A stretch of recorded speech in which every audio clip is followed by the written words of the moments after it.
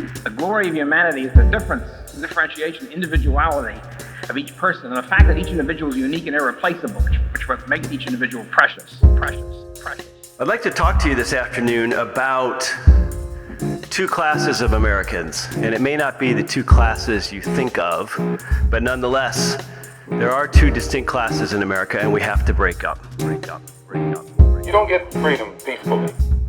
Anyone who is depriving you of freedom isn't deserving of a peaceful approach. We declare our right on this earth to be a man, to be a human being, to be respected as a human being, to be given the rights of a human being by any means necessary. Welcome to the Unrestrained Thoughts Podcast, a Utah-based program that focuses on ideas, politics, culture, and the current events going on in the world around us, whether locally or globally. I'm your host, David Iglesias.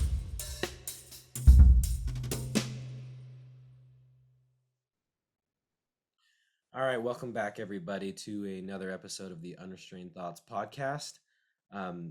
I apologize for the huge, long hiatus I took. I think it's been literally a month, just been between moving and going on vacation and lots of other stuff. So as you can tell in the background, I have a new setting than before. It's a little bit less, awkward and looks like a bedroom. It's more of an office. So I thought the conversation that Quinn and I had last time was so fun, and we just have like the same approach to things and have a lot of the same background coming from Utah and the stuff we study.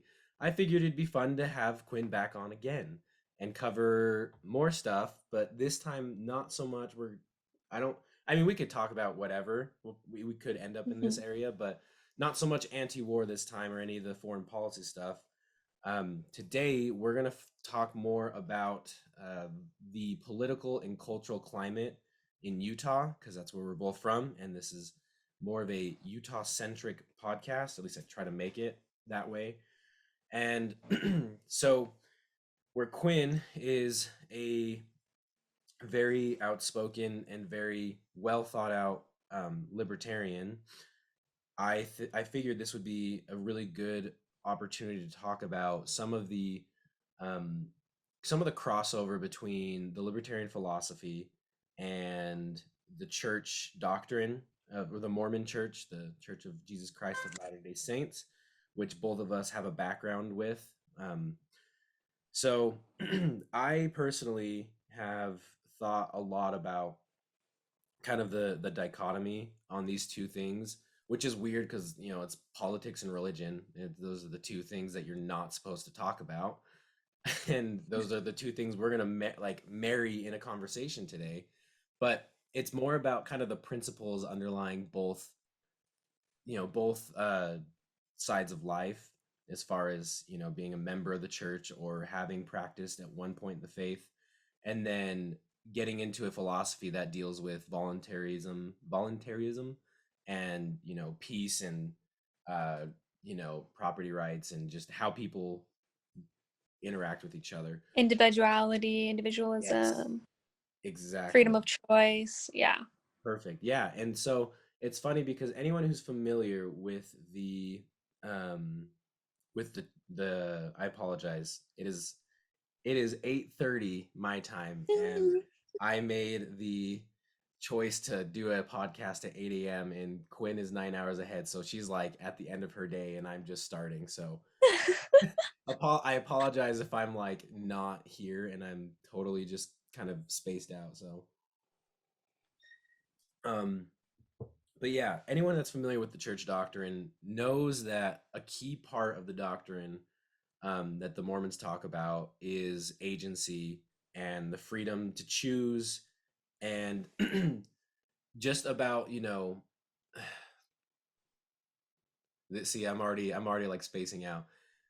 But it's the whole key component of not compelling people to come to Christ, but rather inviting them and helping them choose Christ. And Right. Libertarian philosophy is very much that same idea of you don't impose your will or your ideas and morals on other people. You respect everybody's rights, and there's a hard line of, voluntary interaction versus coercion. And the culture in Utah is very fascinating because you would think that where Utah is so heavily um, LDS, you would think that there'd be kind of this underlying culture of, voluntary, peaceful interaction. And I mean, everyone gets Mhm. along well maybe There's on the surface. super nice people in Utah. Yes, Super nice. But at exactly. the same How time, how would you describe kind of the overall feeling of it, Quinn? it's so interesting because like if you talk to someone that's a visitor of Utah, they're gonna tell you like people were super nice, it's quiet, it's like clean. If I feel like the people feel clean. Like I don't know if that's messed up to say, but like that's actually how my fiance would always describe it. Like it feels clean, the people feel clean. Mm-hmm. Obviously everyone's like a family for the most part. There's not a huge nightlife, obviously, like really anywhere unless you're in Salt Lake, there's a nightlife, and even that nightlife isn't really a Very city limited. nightlife. Like it's very limited.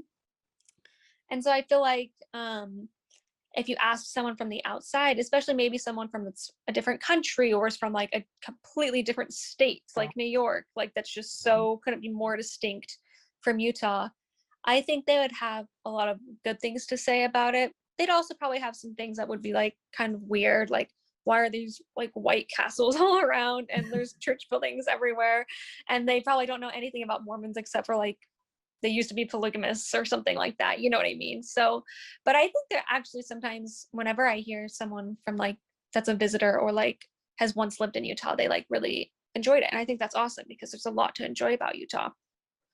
But then I think you ask people that have moved to Utah or are from Utah, and those opinions I think differ more. I think a lot of people absolutely love Utah. They love being from Utah. They don't ever want to leave. People are so happy they moved to Utah.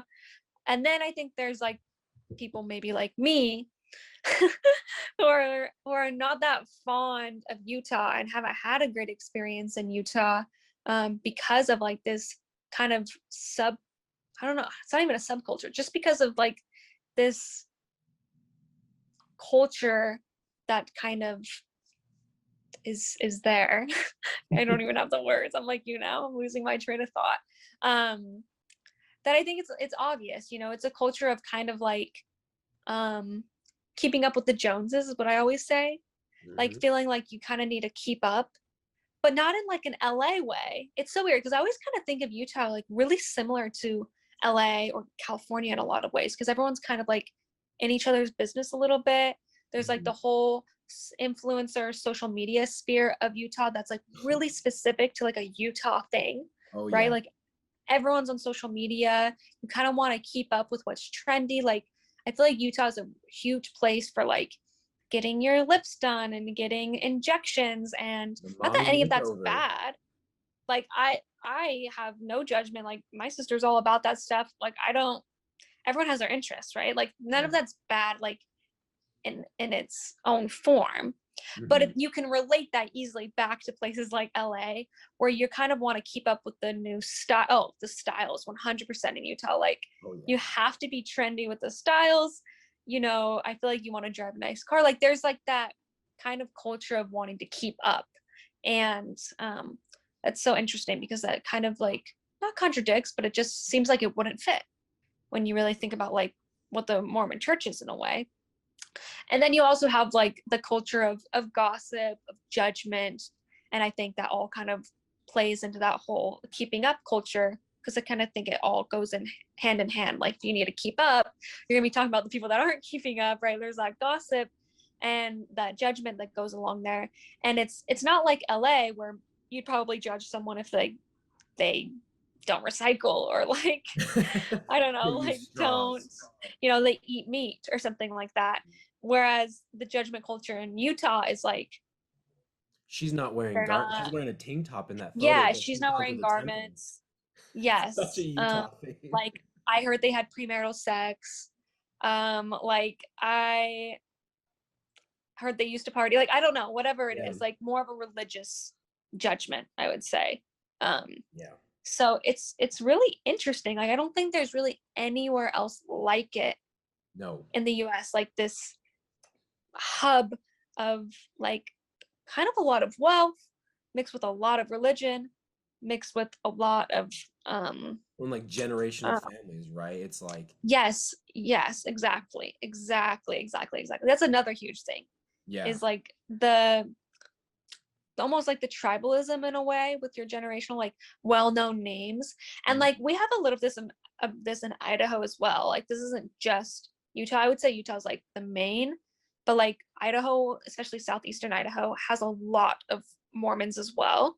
So we definitely have an aspect of this culture too, but Yeah. ours is just a little bit more like farm.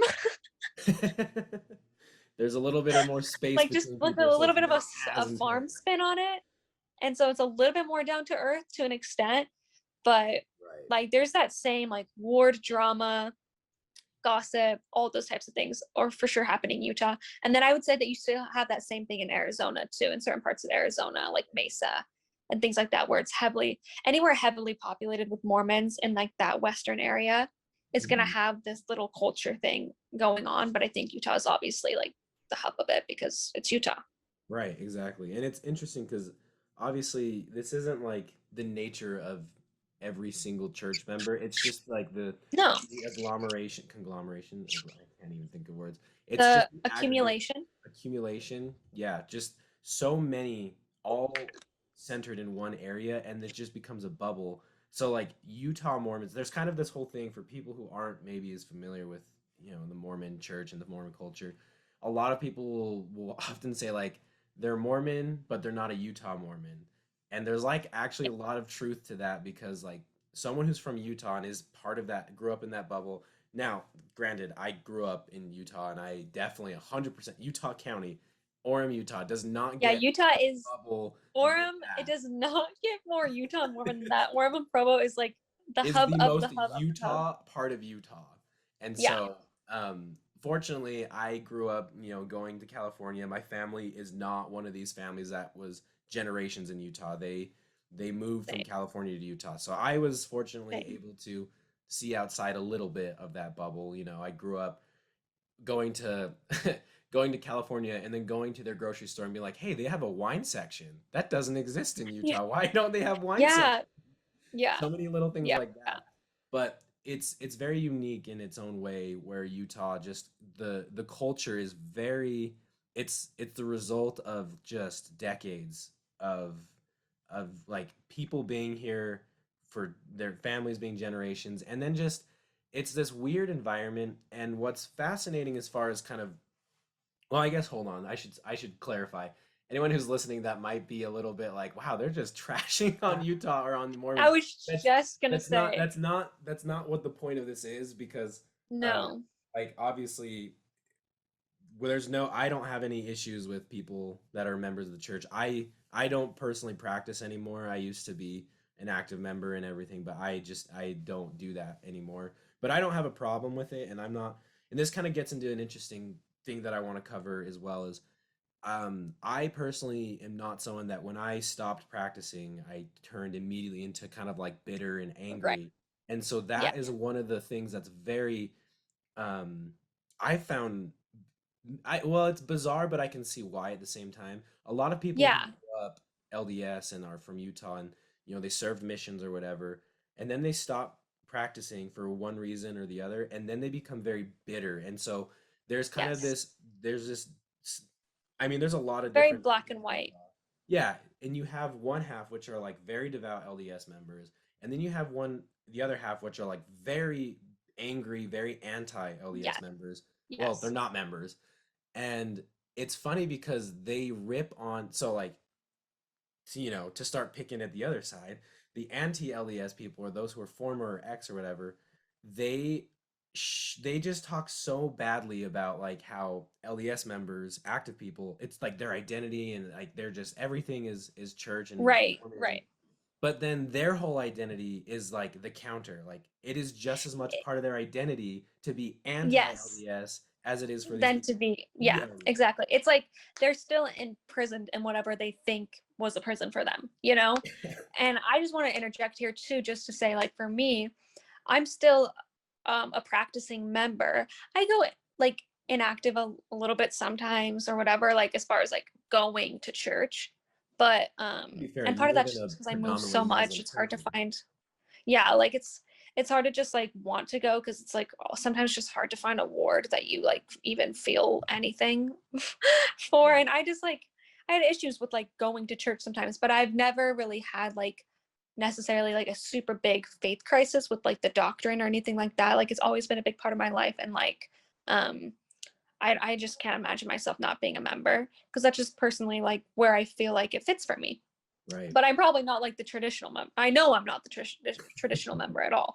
And I've had to do a lot of seeking to really find what fits for me, like spiritually. And it's like spirituality it's a difficult thing sometimes. And especially like if you question a lot of things, like, I don't know, like I've had my own spiritual torment, right?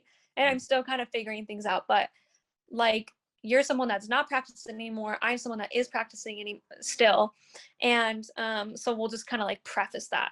And it's actually really funny because it's so interesting, and I used to be the same way. If I hear someone saying anything about the church that doesn't immediately sound positive, I'm gonna feel like kind of, I used to feel this way. I used to feel like kind of almost gross. Like, and I was like, I'm not going to listen to it, you know? And then you kind of immediately get angry before even hearing out what like is to be said. And I just think that it's interesting that the minute we hear something that maybe isn't completely in alignment with what we view it as, or like doesn't sound completely positive, we just want to immediately shut it down and not even like go there with our brain for whatever reason, you know what I mean? And I just think that's interesting because it's like it's okay to like hear dissenting opinions and dissenting voices. And um like for me, if I listen to someone like you were saying, like is super anti-Mormon, and they're just saying like whatever they're saying, I also sometimes am kind of like, I just feel icky sometimes listening because I just don't like really know what your agenda is or where your heart's at. So I always just want to say like my heart's always in a good place when I'm talking about this. And I hope that whoever's listening, if you are like a practicing member and you maybe had that thought like, oh, I don't want to listen, or why are they bashing on something that is so near and dear to my heart? It's always like not fun to hear something that's so meaningful to people. Hear something like maybe not the most positive that's so meaningful to people. But also like it's really important that like we hear other opinions and like hear things out and not get so defensive so fast. And not always like assume that someone's like heart is in the wrong place or whatever. I think it's interesting that we do that because I seriously, like back in the day when I was super, super active in high school, yeah, if anyone said anything like not fully positive, like I just didn't want to hear it, you know. And I wish that wasn't the case because I could have learned something new, or I could have like, you know, really connected to someone, or like found a new way to have compassion for someone, or a new way to understand people, which is like what the gospel is all about, right? It's just like loving, understanding, listening, hearing, and connecting. So prefacing that, like heart's in a good place, your heart's in a good place. And I think it's really important that we have this conversation too, because there's issues with every religion. And that's kind of going to bring to my second point, which is, you know, I live in the Middle East and everyone here is Muslim, and the government is, you know, like they run things in a Muslim way technically. I mean, there's Christians here too, so not completely, but there's not like just raging religious freedom all around, you know. So like I'm not even, it's illegal for me to kiss my fiance in public. Oh, so I did not know that. yeah, it's absolutely illegal. Like if someone saw us, it would be bad. So like they're pretty intertwined, the religion and the government. But also like the argument is the same here, where my fiance is always telling me like, that's not Islam, that's not Islam, that's not Islam, like that's culture. So anywhere in the world that there's a concentration of people in one religion, and there's a concentration geographically, there's going to be a culture that comes out of it that often tends to be a little bit toxic, right? We turn religion or doctrine into like this weird culture. So this isn't just specific to Mormonism. I always like really want to point that out. That's what I always point out to people that are really like maybe turning anti, or like are so angry at the church. It's like, go anywhere else in the world. If you go to Italy and there's a concentrated population Catholics in Italy. There's a lot of things that are coming out of Catholicism that aren't truly Catholicism, that is purely culture, right? Right. Same thing in Utah, same thing in the Middle East. Me and my fiance are always talking and always relating, he's Muslim, about how, like I just said, I'm always talking about, like, yeah, in Mormon culture it's X, Y, and Z, and he's always talking about how, yeah, people think X, Y, and Z is Islam, but it's not. That's just like this weird subculture that's been created around it, and that's not like the heart of Islam. Just like a lot of things that we're talking about aren't the heart of like the gospel of Christ, Right. And that's why I stayed Mormon, because I still have like a belief in like the gospel of Christ and like the doctrines that we teach for the most part, without all the culture stuff kind of sometimes blinding us or making things foggy or turning us off so much to the actual like gospel and things like that. So I just think that's something that's really important to remember, is that anywhere you go where it's concentrated, there's going to be a culture around it, and that's just natural. So it's not a problem with Mormons specifically, We just have a but it's definitely something to address, and it's definitely Right. something that we should want to try and like fix. It's definitely something that we should discuss and think about and conversate on. So yeah. Exactly. And it's funny because as you pointed out, we've only been talking about culture up until this point. So anyone who might be a little bit like maybe unsure, feeling a little bit, guarded because we're being a little critical, well, just take note that we have said nothing, like absolutely nothing about the doctrine. This is Yeah. nothing we've got covered even talks about what the Book of Mormon teaches, what the Bible teaches, what the LDS Church teaches. It's all been specifically around culture that has been permeated from people who practice the faith, but don't really, in my opinion, and this is where I get really critical of a Practice lot the of, faith. yeah, they quote unquote practice it, but it's interesting when you look at, and we can, maybe this will be a good segue into starting to discuss a little bit about, what would Utah, if they really practiced, if people more accurately practice their faith in every aspect of their life, what would Utah look like? And uh, Mm-hmm.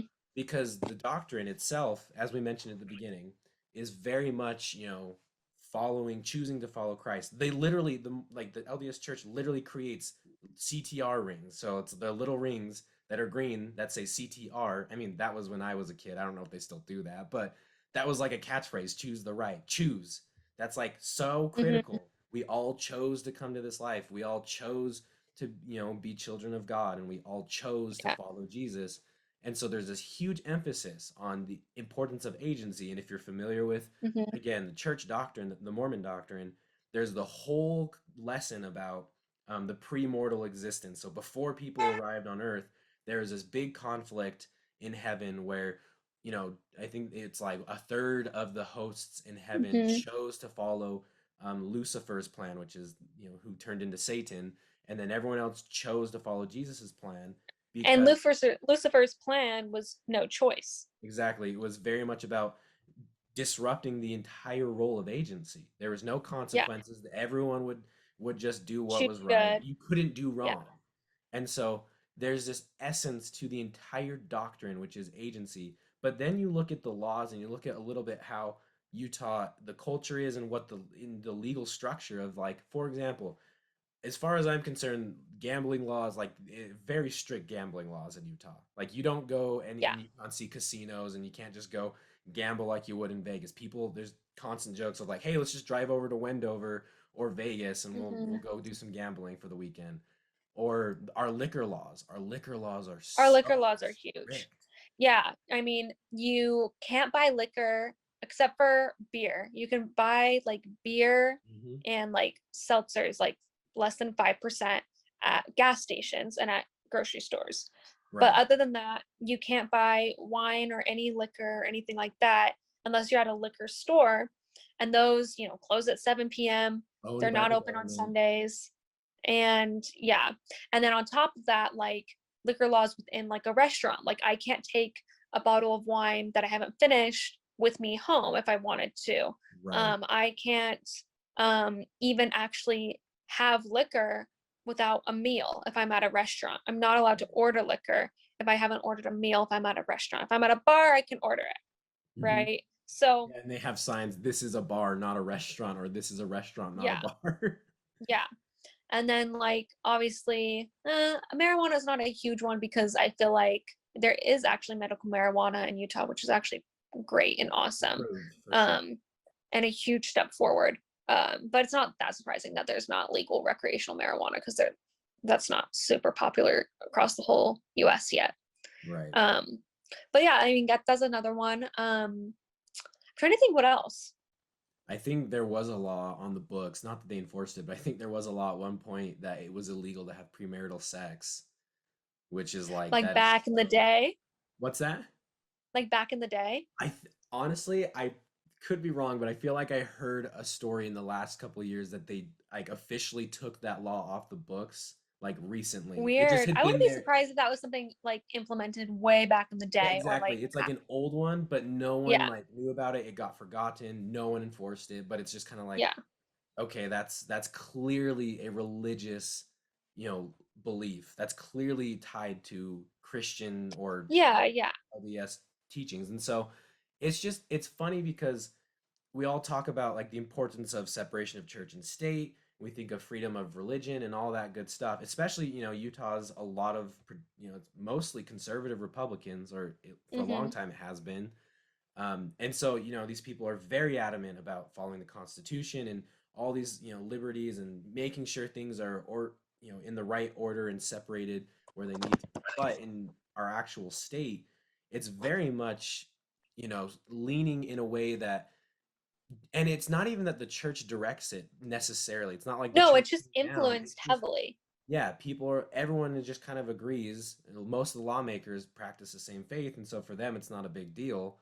And Yeah. so, sorry, you were It's gonna just say. interesting that they would want to make something like more difficult as to like respect their like I wonder if what's in their head is like because this is my faith, like I would be going against my faith if I didn't like enact Hmm. like or write a bill that kind of at least tried to hinder people from smoking or drinking or whatever it is.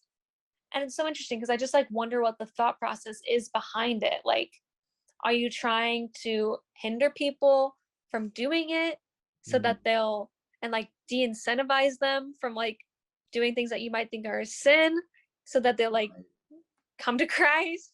Or are you doing it because you feel like you have like a duty to your faith to do it, but then that goes completely against like separation of state and religion? Like I really don't understand like even what goes through the head of someone that is, passing these bills and these laws. Yeah, because Like it's what is their like agenda almost, if there even there is one, obviously to an extent. I'm not saying it's a cynical agenda. I'm just saying there probably is an agenda. Like right. yeah, and I don't know actually how much the church itself influences laws, but I wouldn't completely rule it out Right. because they influence quite a lot.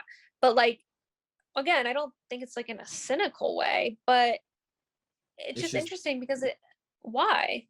You Mhm. know? You Like have you have the state capitol up in Salt Lake, and you have this hub, the center of the church. This worldwide organization is also in Salt Lake. yeah, So yeah. it's just interesting, and it has again nothing to do with the faith and the doctrine itself. It's because people are imperfect, and so obviously, and even the church leaders, this is something. It's funny, everyone says it in the church, but they don't. I don't think they really take it to heart of like your leaders are imperfect, and what Yeah. that entails. Like even the highest ranking members that are like really awesome, solid, teachers and stuff. They're imperfect, and who knows the political temptation is a whole different level. Like people who Mhm. are not involved in politics do not understand how tempting it is once you get in that game and you get in those positions of like you can really So influence tempting. laws and the Well, power. yeah, because like the thing And is it's like it's just like any other job. Like it's tempting to be like, like I want to make more money or like right. I want to feel more important or I want to feel like I'm influencing something or like making a difference, even if it's not a good difference, you know? Right. Like And it might not even be it's like like any other job. That's just human exactly. nature.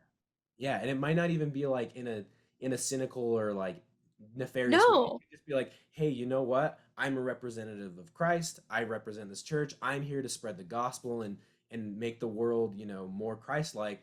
I have an opportunity to maybe rid the world of some of these evil things like drugs and alcohol or make it right. more I mean, difficult. like, why did they do prohibition? We know the reasons why they did Right. prohibition, but their front for prohibition is obviously to become like a more Christian nation and you know and things like that. Like, um, but it's just so interesting. It's just so interesting. So And so you yeah, think like to kind of help people understand a little bit who aren't familiar with like the libertarian philosophy, assuming, I haven't just amassed a little bubble of like people who listen or that are only libertarians. I'm hoping that yeah, others who are listening to this podcast are not familiar with the philosophy. I mean, the whole philosophy is centered around voluntary um, uh, voluntarianism. yeah, exactly.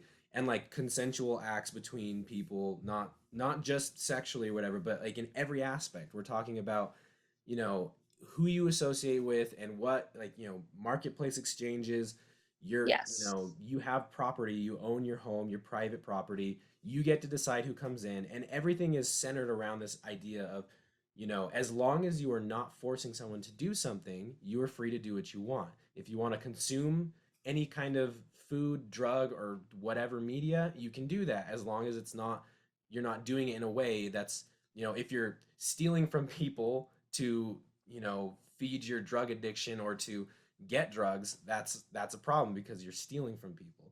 And so this right. whole It's idea like you can is be as liberal as you want to be as long as you don't force your view on others, and you can be as conservative as you want to be as long as you don't force your view on others through a government structure.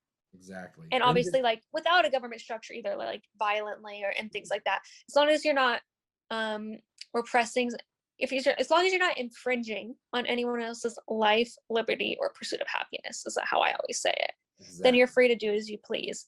And like basically the best way to know if you're a libertarian, by the way, is like, do you consider yourself really liberal?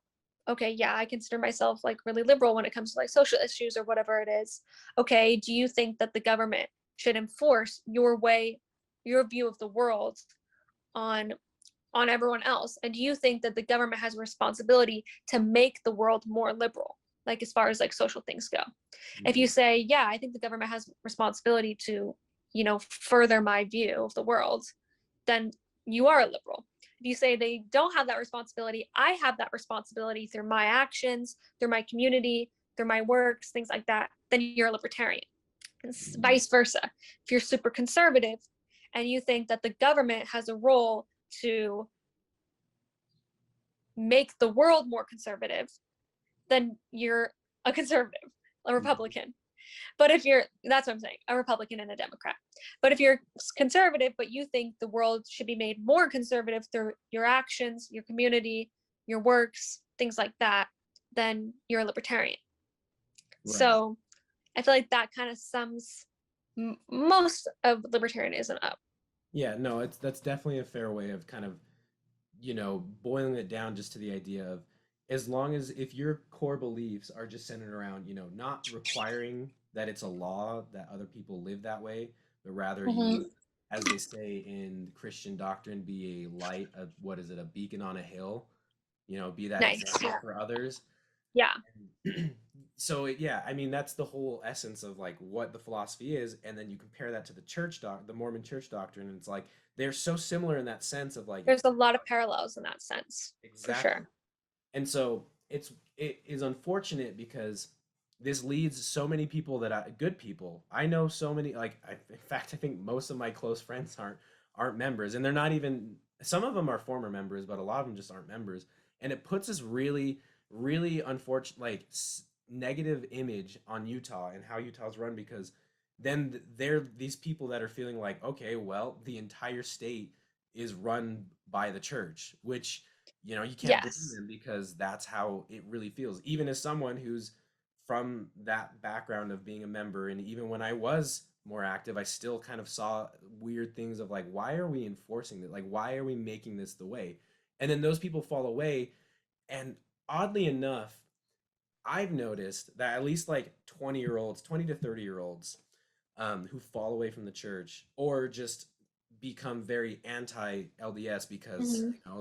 they're just so sick of having to be forced to live a certain way, legally, that is. They start to espouse not only like the opposite views as far as religious and morals go, but like Hmm. politically, they also just kind of They counter. do.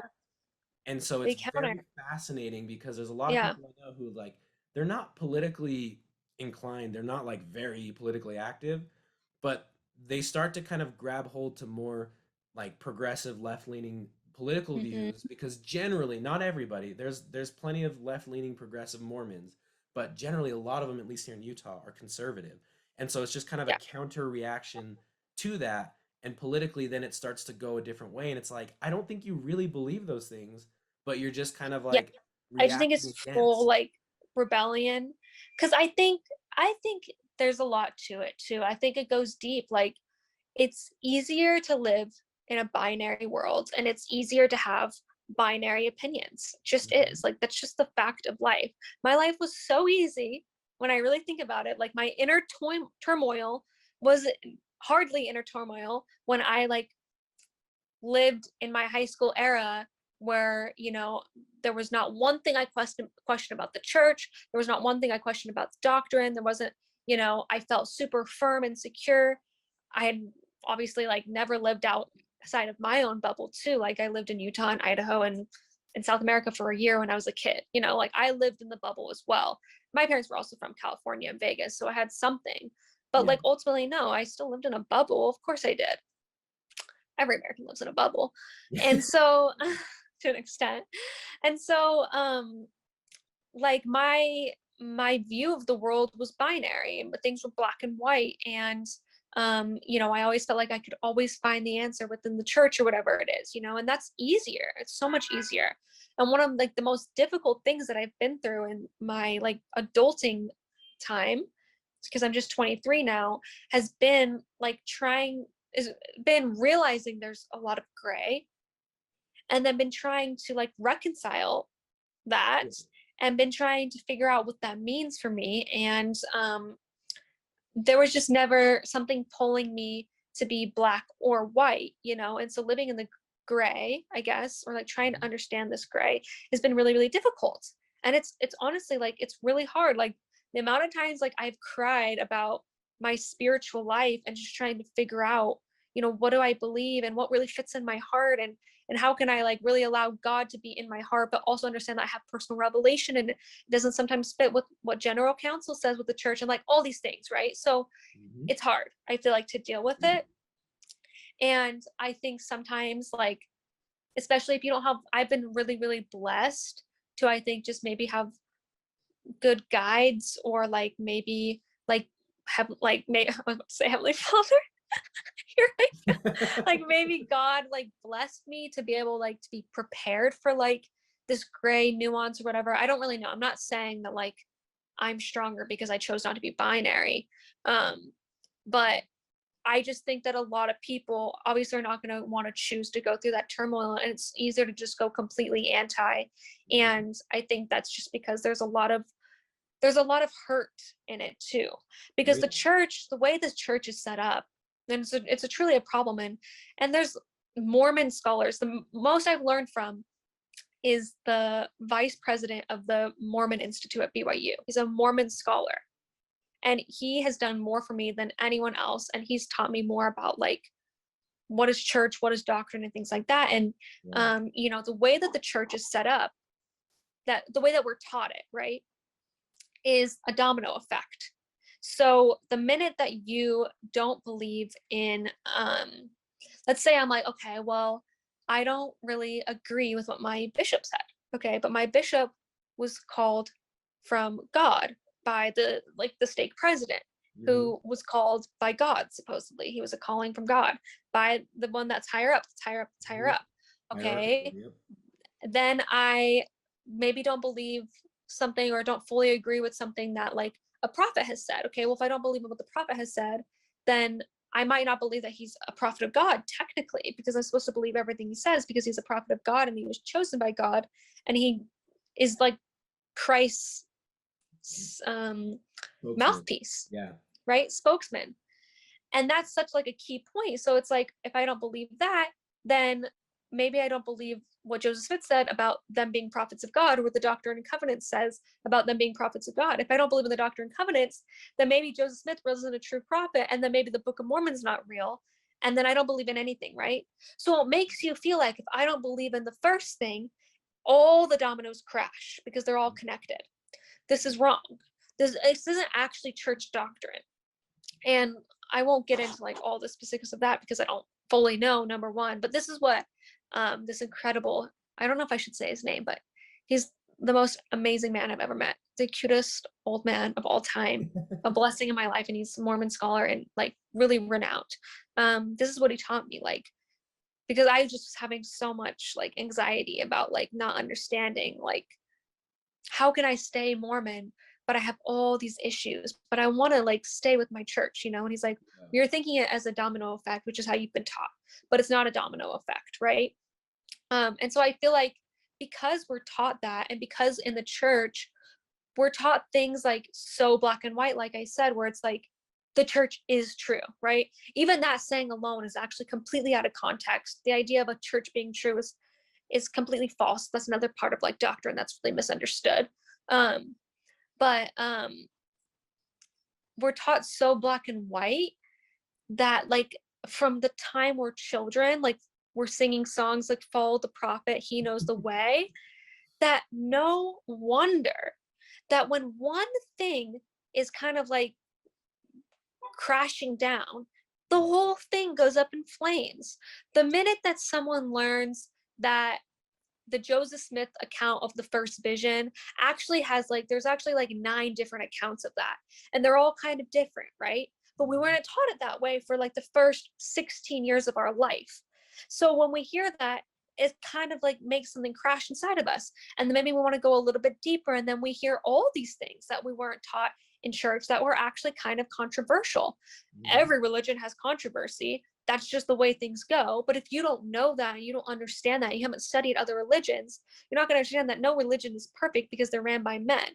So everything's just going to come falling apart for you. So much of the responsibility should be held by the church on this idea of people going so anti, because we're raising kids in such a binary black and white system with a domino effect.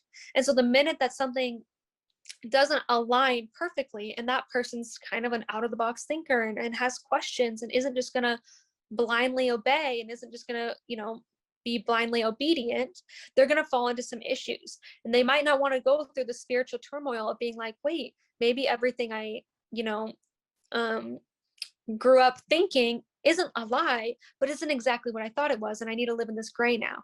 They're going to go to everything I was taught was a lie. I'm going to need to choose to go the complete opposite, because it's easier to just be completely away from something than just halfway in it. You know what I mean? And I just like, it just creates such a horrible culture for people that on one side like can't reconcile the fact that things aren't black and white, and they can't handle it, and it makes them angry, they feel like they were lied to or whatever it is. And then you topple that with bad experiences with people in their ward, people, their bishops, like that's a whole other subject, right? But I'm just talking about like the simple, like I looked up Mormon and I found all these weird things about our history, yada yada yada. Which a lot of things aren't true. You can't believe everything you read on the internet. A lot of them are, you know. You have that side of things, and you have the other side of the coin where people want to get so defensive where you can't question anything because they don't even want to go down that route, you know, and they need it to be white instead of black. So I don't even know where that tangent began, but Well, it's yeah, no, it's because it's kind of explaining why a lot of people react, like their reaction when they fall away is not just yeah, like, so personally for me, my whole thing, it wasn't, not to get like super personal about my experience and everything, but you know, for me it was just kind of more a generalized faith crisis or like questioning of faith, not Yeah. particularly the church. So for me, I walked away or kind of stepped back and was like, all right, I'm just gonna do my thing. I don't feel the need to go, because a lot of it too is also like this fear of missing out, because at least in Yes. Utah, again, we're talking about Yeah. Utah. Oh, my bad. A lot of people live, like you said, it's a very like black and white, cut and dry, like where it's you have to be living all these standards and you better not mess Yes. up. Like you can mess up and the atonement and forgiveness and blah blah blah, but don't mess up. And it just kind of like there's like this doomsday feeling of For sure. uh, of like if I smoke if I smoke marijuana or a cigarette, if I sleep with someone, if I do these things, it's like whoa, it's a very very big bad deal. And so a lot of people Yeah. have lived kind of this pent up, just like they've never done anything, they've never explored, experienced anything. And so then Mhm. once they fall away and they decide this isn't for me, it's like all right, I've got to catch up. I've got 16 years, I've got 10 years of freaking Yes, that's stuff I've another missed thing out that's on. huge. So I've got to Yes. catch up, and it's Or got also this. like also I would just add, sorry, I'm like No, you're interrupting, but good, I you're just have so good. many thoughts now. Like no education. Mm-hmm. Like no education on like because they've never been around partying. So then when they start partying, like they're going wild, Goes 0 like to they have 100 immediately. yeah, they're going 0 to 100 immediately because they've never been surrounded by something, or like you said, like they have a lot that they want to catch up on, or um they just want to do a complete 180. Mhm. And it's also sad too because it makes people feel like once they've done everything right their whole life and they've never done any of the big sins. I'm doing air quotations if you're listening Yeah. and you're not watching. I'm doing air quotations around big sins and around right. And the minute, that they fall off the wagon or whatever, like I just feel like their whole world comes crashing down. And some people don't have like the inside of them or the strength inside of them to be like, I don't like to realize like it's okay. Yeah. Like the sin is a sin. It's not the end of the world. And I mean, I'm not even gonna talk about like what's truly a sin, what's truly not a sin. Like I have Right. my own opinions on like where your heart's at, blah blah blah blah blah. But like I just like some people get so crushed by like guilt and shame that's like another reason that I think people fall away. And then kind of goes back to the same thing I was saying earlier, where it's easier to just be like, instead of dealing with that guilt and shame in maybe a healthy way, to just be like, you're almost like so angry with the feelings that you have inside Mhm. that because of something maybe you think that you did that was not right, that you're like, no, actually it was right. And then you just want to like completely go away from that. You know what I mean? Mhm. Because there's so much pressure to like, it's not like you just like, okay, I made a mistake, let me like get in touch with God and like realign myself with what feels aligned to me in this moment and like where I like am at in my life. No, like you have to go to a man that you might not even barely know, and you have to like tell him what you did, and then you have to like feel this pressure to, I'm not saying that bishops are always pressuring, I'm just saying like there is just an innate Yeah. pressure You're and ex- needing to you're immediately fix everything. you're And it's sharing like this intimate fixing things. mentality, you know and like that doesn't seem like, that's just personally not the way that aligns with me when it comes to repentance. Like Mhm. knowing that I have to like go to someone and then fix it, that makes me feel pressure for like what I've done, I guess. And it doesn't make me feel like, I don't know. I don't even actually really know how to explain Well, it's that whole, you clearly already but feel, there's like a level of guilt because you're like, okay, this isn't in line with the principles that, I'm supposed to be practicing and preaching. So there's that like initial level of like recognition and right. guilt. But then there's an added pressure of like, okay, especially when it comes to like sexual sins. You're about to go and for a guy, for me to go Mhm. talk to another dude, about my mistakes I've made, that's one thing. Yeah. But for a female to go to a male bishop who's probably like 20, 30 years older than her Yeah. and like explain these sins of like a very personal, intimate nature, like Hmm. that is a whole other level of pressure. Like I feel the pressure when knowing that I had to go talk about these things. But for a female, I can't even imagine the added pressure of like, okay, you Yeah. already feel bad because you did something that was like, okay, it's not in alignment with what I believe. But now I have to go tell this guy that I know who he is, but he's not like, or you might not even like him. You might not Yeah. even trust him. No, Gotta exactly. go expose like these very, very deep things to a Yeah. stranger and then hope Very like, personal thing okay, to like a stranger, and like the spiritual pressure that there is behind it too. Like, that, youth temple trip is coming up, yeah, and that you screwed up.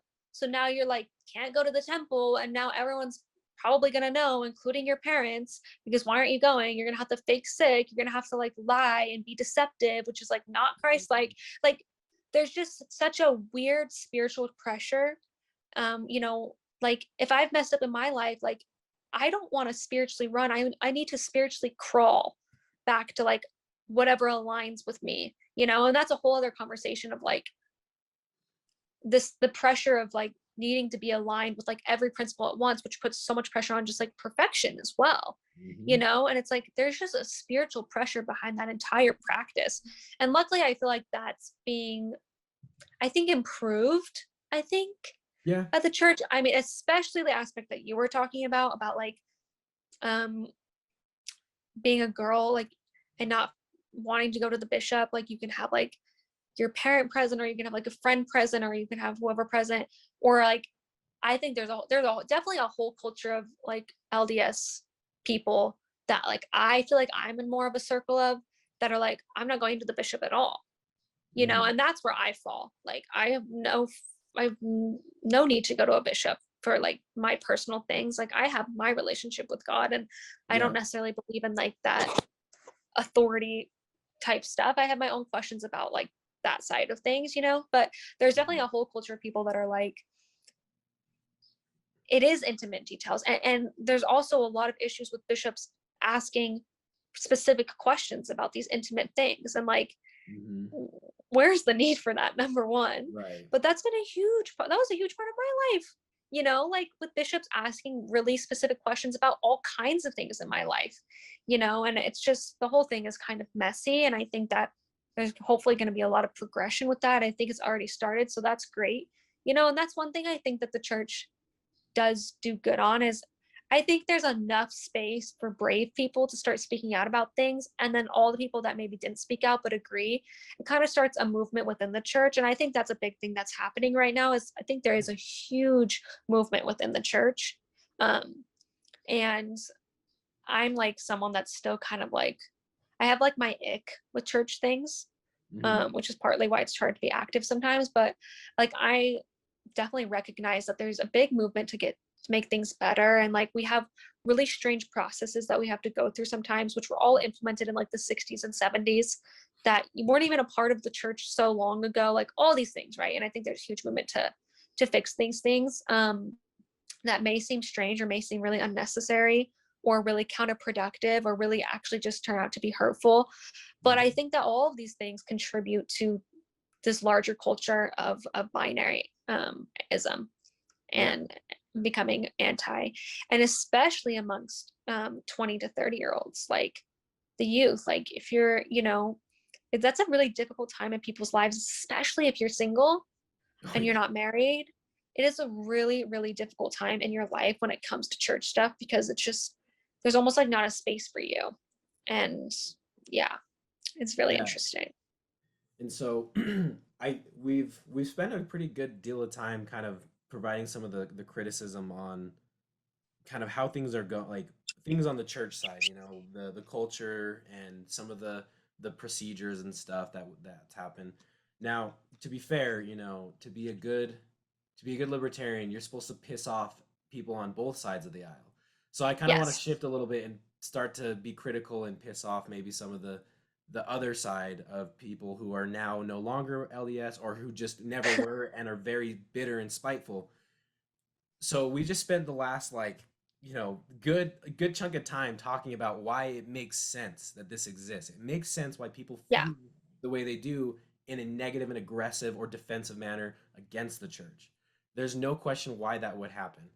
But now the problem is what I've seen is a lot of people leave, as we've just elaborated on, they leave because they felt like they were controlled, they were lied to, they were manipulated, they were not allowed to live the way that they really wanted to live or just make decisions. It's not that they want to live completely antithetical. It's exactly the point you made where it's like it's this perfectionist system of it's like, well, I want to practice this faith. I like the faith, but I don't feel like I belong because I can't uphold every single thing. And so I can't live this life Mhm. of choosing, trying to do, and it's funny because I can already hear some member being like, no, that's not the point. It's not to be perfect. It's to be, do what you can. But Yeah, and it's like that's not the culture. we The get that, culture but that's not the culture. exactly. And so, however, the irony in my view is that these people who leave or are very frustrated with the church for very legitimate reasons of a lack of agency, a lack of being able to have that freedom to choose and do all that stuff, those people then politically go and start again, like because they counter react, they embrace a very, in my view, authoritarian political 100%. approach to things. So it's like Yeah. they start then embracing ideas that are like, I don't know, let's see, for example, you could say, I mean, like taxation and welfare and a lot of these things where it's like you start taking a lot of the progressive, because again, I'm focusing it more on the people I know embrace a lot more progressive principles, and frankly Right. a lot of the progressive principles are authoritarian.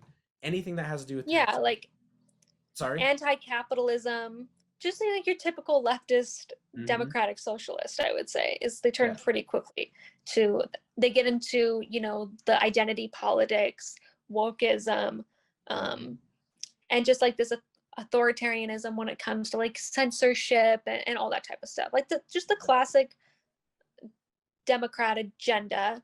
That's also partly Republican agenda, but you know what I mean. Yeah. Like They're your yeah. classic liberal. um or always like into like gay rights and transphobic, like trans rights or whatever that means. Like Right. we're all about gay rights and trans rights too. Like live your freaking life, do whatever Yeah. you want. It- But to I me think it's they like, just, yeah, they sorry. fall into this like, no, I apologize, but like they fall into like this almost, where the left, like libertarians would believe in human rights, so of course they believe in gay rights and trans rights Yeah. and things There like is no that. such thing as XYZ rights. It's just human rights. Human right. Period. And if you're a human, you have a right to live however you want to live and be whoever you want to be and express yourself however you want to express yourself and love whoever you want to love. Right. But obviously the left kind of makes that into something political, and I don't even really understand how they do, because it's like, you know what I mean? It's Yeah. almost hard to explain. Like I Oh, just they feel like people just weaponize all of these things to make them they political. weaponize it, yeah, and they turn it into identity politics. And I think they um yeah, and then we have like the Republicans who kind of react against like the culture of the left and that type of stuff, and then they just react back and forth, so it becomes super politicized, right? But Exactly. yeah, I get what you're saying. Yeah. And Like, so, sorry. no, go ahead, go Okay. ahead. So I was just, yeah, gonna say it becomes very, and I think part of it is because there's this image. So let's imagine someone who's fallen away or just has a bitter experience with the church for all the reasons we laid out. So then they're kind of in this position of like, man, like we just need more acceptance, more, freedom Mm-hmm. to live how you want. And so that is the narrative, that's the rhetoric that the left uses of compassion, inclusion, Yes, exactly. XYZ thing where it's like, we don't care who you are, you're all included and we They all love think you. they're gonna find that in the left. But then when you start to look at the principles of these things, it is very much the same. It starts to turn into areas of like you're trying to pass laws that force people to live the way that you think things should be done. And so you Yes, just it's turned exactly away. what I said earlier. Like, Mhm. you can be as liberal as you want, but you enforce that on someone else. You can be as conservative as you want, but you enforce that on someone else. So yeah, it's exactly what you're saying. They're going from one end to the other, where now they want to. They were so pissed that someone was enforcing something on them that they didn't agree with, like morally or whatever it is, or like their lifestyle or their worldview, and now, yeah, they're going to the other side of the other side, The and other now side of the they're spectrum, enforcing yeah. the other side of the spectrum, and they're enforcing that liberal view or whatever on others. So yeah.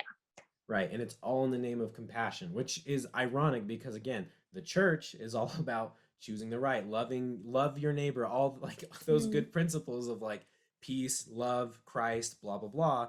And then but the way they implement it really is not the way, like the cultural and legal things that they do angers yeah. people. And then those people go away because rightfully they felt that. And then they start doing the exact same thing, but on other issues and in different ways. And so then it Yes. kind of builds into this polarized of like, in Utah, it's a very, very palpable like you're you're either like LDS or you're very anti-LDS, and then the politics of it are very much just like Hmm. butting heads where it's like, Yeah. one of the things that it was interesting to me is like watching, for example, the trans uh what was it, the trans high school bill that they were trying to pass in Utah about transgender students playing sports. And like Mm, I have my own views of like, if you want to do that stuff, like you do you. If you feel like you don't belong in the body you belong in or that you're in and you got to modify that, you do you, man or woman or whatever. Like mhm. I'm not going to tell you otherwise, and I'm not going to come after you and say you're wrong and you're an idiot. However, I do draw a line of like when children get involved, what level Right. should when should we be very hesitant about giving children hormone blockers, encouraging them to do certain things that might be not healthy for them mentally or physically if you're giving them drugs and stuff. Yeah. But then we get into the question of like, well, now we have transgender kids or something like that, and they want to play sports.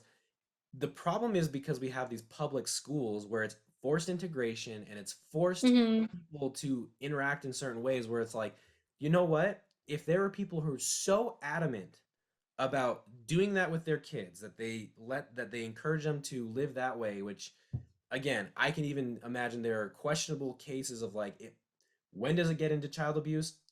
I feel like there's Yeah. open discussion for that. I However, agree with you. let's set that aside and just say there's a handful of people who want to do that where it's like that's their prerogative. Well, let's let there be schools that if that's what they want to do, I was just gonna enact say that. schools so it's not public and everyone has to go to these schools. Everyone, In a because everyone perfect has to world, fund them too. yeah, in a perfect world, you don't have to make this a law. You just make it part of the free marketplace. In a Exactly. perfect libertarian world, that's what I should have said. In a perfect libertarian world where we don't even necessarily have to have like these government funded public schools, but we have free market schools, then if you some schools will allow, someone that was biologically born a female who's now a male compete in male sports. And if you don't like that at your school or within your, whatever it is, your district or whatever, go to a different school. And I obviously maybe that gets into like, okay, but then they compete at districts and they compete at state. Mhm. I don't know. There's probably a lot of like solutions to this, but laws tend to not do Just anyone really any good just passing a bill and forcing everyone. And again, it's a question of for one forcing side or people to, the other. yeah, Yeah. you're forcing conservatives to fund schools and then forcing the schools to accept that, biological males compete against biological females. And then that makes sense why the And then you're conservatives are forcing for all this. these people to accept something that they don't believe in, right? Yeah. And So the it's like it's difficult. right, And you don't because want they to do it the have to other fund it. hand where you're like you can't I feel like maybe it's wrong to legally discriminate, but you can, without any laws in the books, people can just Mhm. do what they want to do. You know what I Right. mean? If you allowed school to be a privatized system, a voluntary system, let people fund the schools they want to fund. It's the same thing with the Hmm. religious part of schools too. You have the debate of, you know, should you say the Pledge of Allegiance? Should we pray in school? You know what? Let there be schools that pray and let there be schools that don't pray. And it's this whole Hmm. thing of like, well, no, we want to make sure prayer is religious and we gotta keep prayer out of our schools. Well, why don't we keep the government out of our schools so that way you guys can do the things you want to do and you With can your own schools in your exactly community. and you fund And it if you the don't way you like it, you just fund it. drive to a different school. And so There's options. Yeah. exactly. But the problem is that you have this polarization. And I mean, obviously, this is a conversation that's nationwide. It's not unique to Utah about schools and Yeah. blah, blah, blah. But I'm Yeah. saying that in Utah, it's very, very polarized and driven by this kind of like, you have the cultural right and the cultural left, and you have the religious and the non religious. and it's all intertwined in this weird Yeah. way, and so it just makes the Yes. problem worse. It just Yeah. exacerbates it, and it's all Yeah. because there's not a voluntary system of, if people want to go, and I see this with every issue, whether it's abortion, whether it's, I mean, hell, I see it with, and this is gonna make me sound crazy, like, but radically, if a state wants to get, take murder off of their books and make it legal to murder, let that state do it. If they want to be crazy and do that dumb shit, let them do it. Let people go into their separate groups, and as long as we're able to, like, you know, coexist peacefully in a way that's like, the conservatives are going to occupy this area with these schools and with this kind of way of life, and the Democrats, progressives, whatever, they're going to go occupy that space. The more we force them to integrate with these laws, with the government, by forcing them to fund these things and forcing Yeah. them to coexist, because they don't coexist. You can't force them to be accepting of each other in this society, and that's Coercion just doesn't work. And the state is built off coercion. I'm going to push back on your murder thing, though, because that goes against our non-aggression principle of libertarianism. well, But I right. think you're just trying to like display something, like you're Well, saying, like to the that kind of extreme. gets into a question of like the universalism aspect of libertarianism, is like, if there's like a pocket of people that just like, let's say Utah, Like we're just gonna, want to be in a society where you can maybe murder. Yeah, I guess. But I guess like I just feel like that gets so deep. I feel like that this is gets so getting deep. like this gets into like some of the really This like is getting like autistic anarchy. libertarian, like just ridiculous But stuff. one of the main principles of libertarianism is non-aggression. Right, So, right, right. but I hear you're saying, but like if people wanted to create a society within their own thing and they all voluntarily lived there, Exactly. then and they didn't want like any type of laws on something and they all voluntarily lived there, they weren't Right. stuck there, and they could leave if they wanted to, and they wanted to be able to have this option where you can murder. Yeah. I mean, that's just like tribalism in back in the day, like Yeah. during,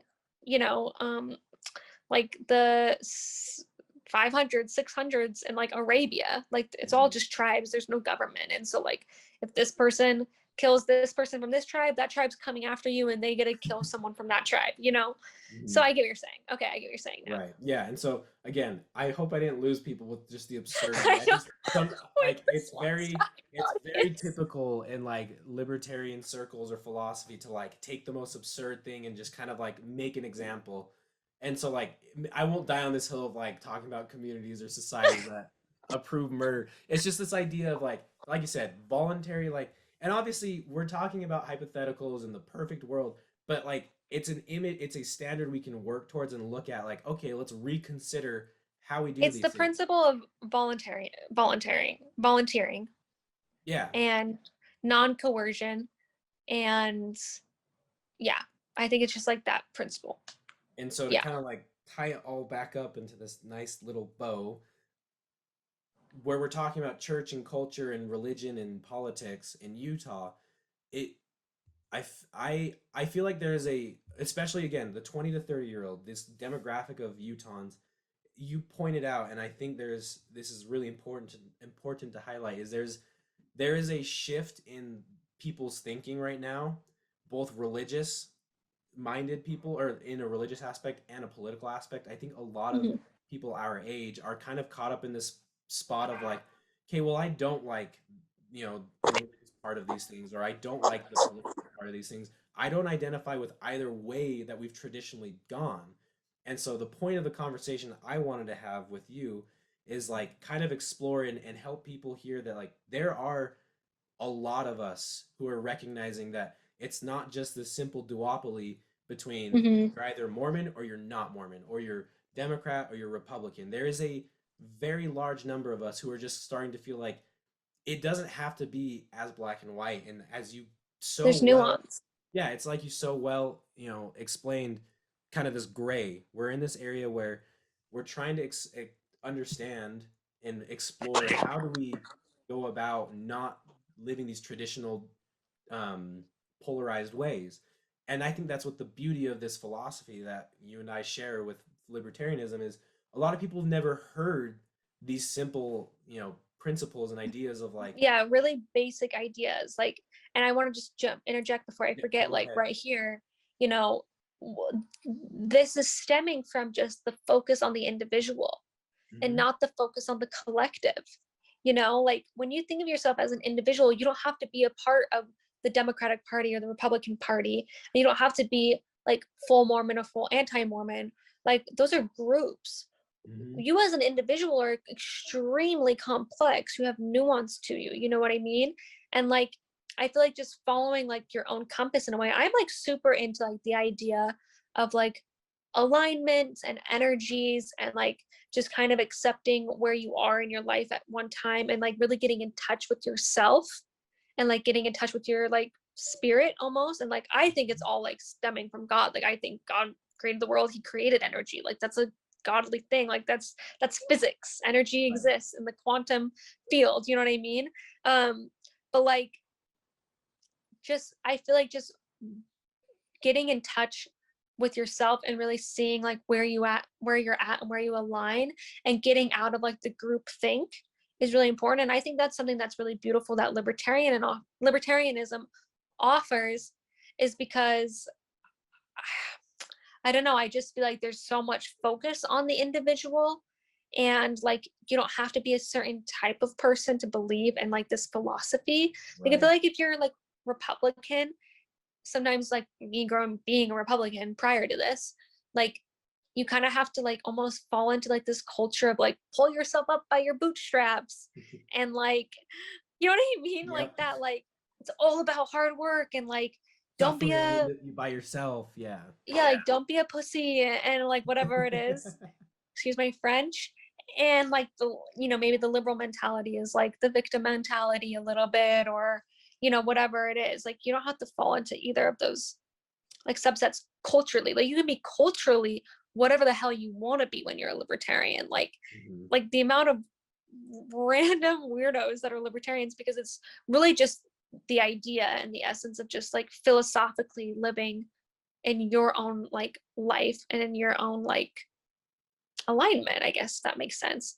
And I feel like I think that's something that's really special about like the true gospel of Christ, is that I think that Christ, our salvation is individual no matter what.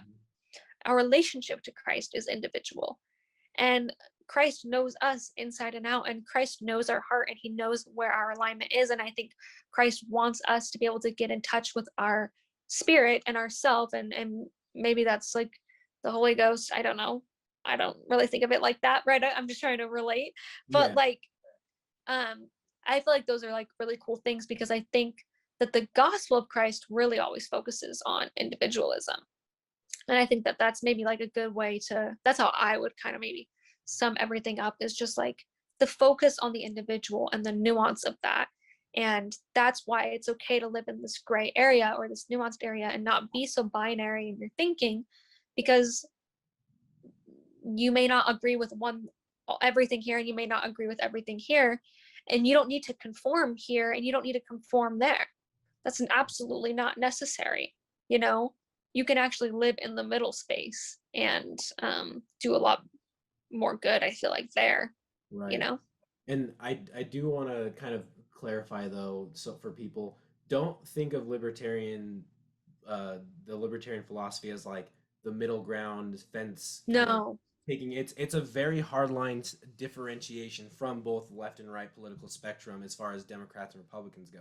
But no, you're making a good point of like you don't have to be living in this duopoly of like Yeah, it's either this or that's what. this. That's what's beautiful about this philosophy, is that you can embrace another way. You don't have to do one or the other. There is another way, and it's not like a fence sitting. Well, a little bit of here. It's an independence It's thing. It's not. like you said, individual. It's all about as long as you are coexist, and it's not even coexisting like you have to love your neighbor and be friendly or whatever. But just as long as like this idea that live and let live. I'm gonna do my thing. You're gonna do your thing. We don't have to associate. We're more than Yeah, welcome to, but as long as everything that we're doing is in a voluntary way that we've as long all as we're not infringing exactly. on And life or so liberty or pursuit of happiness. exactly. And again, I know that for a lot of people, whenever certain people I talk to, they're like, that's just like utopian, blah blah blah. I'm like, it's not that I'm saying we're gonna get to that point of everyone's gonna just It's agree, and philosophy. Every but it's philosophy is utopian. exactly, and it's this idea of if we have a vision of where we're going to move towards, what are we working towards? Right. What are our principles based off of? And so that's the whole idea is let's work towards that kind of a system, that kind of a Yeah. principled area. But yeah, I don't know. I feel like I'm just going on in circles. So No. This is good. I'm gonna say that we can wrap up now because I actually have to go to the yeah, bathroom so bad. But just me being straight up. no, But yeah, you've been doing this for a minute. that I don't know. I hope that this was actually a really good conversation for me to just kind of like get my thoughts out and just like articulate what I've been thinking inside because Mhm. it's rare that I feel like I have a conversation like this with like maybe someone outside of like my family or something.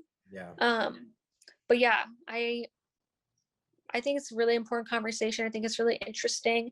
And hopefully in like a perfect world, I think we can just hopefully like try and just be more like loving too, because I think the duopoly just creates so much like hate and like resistance and resentment and just, causes so many issues in the long run. And I just feel like, especially with religion, it's just shocking that that would even yeah, exist. 'Cause it's like not even the essence of it. But right. yeah. Anyways. Great. Well, this is really fun. I also enjoyed this conversation. I thought it was great. I hope that whoever hears it and people that listen to it get something out of it. I hope it was, as fruitful for them as it was for us. Now, before we close, I just want to mention or reiterate, I think I mentioned at the beginning, uh, I have offered to Quinn a space on this on this podcast to regularly come on and just talk about the issues that she covers, which are largely foreign policy and some of the stuff that's going on overseas, because both of us are very passionate about that whole subject and what the U.S. empire is doing overseas. Yeah. So, and also, I mean, just more conversations like this. Yeah. I just am excited that Quinn like has the same perception and background. So she will be a regular part as much as she's interested to come on and Hmm. talk about and give updates on things. So, um, Cool. Quinn, thank you so much. Is there anything you want to Thanks. plug for people to find you, just where your work is? Um, just follow me on Instagram. It's at Quinn R Driggs, or just type in Quinn Driggs because I'm basically probably the only Quinn Driggs out there. And yeah, that's where I do everything. And then if you want to read my articles, they're at based-politics.com. So Perfect. I will cool. make sure to link those so people can find you easily. Okay, So, sounds good. Thank thank you you. everyone for listening. And Quinn, thank you. You have a great rest of your evening. I guess it's over there, evening. So, Thanks. take care.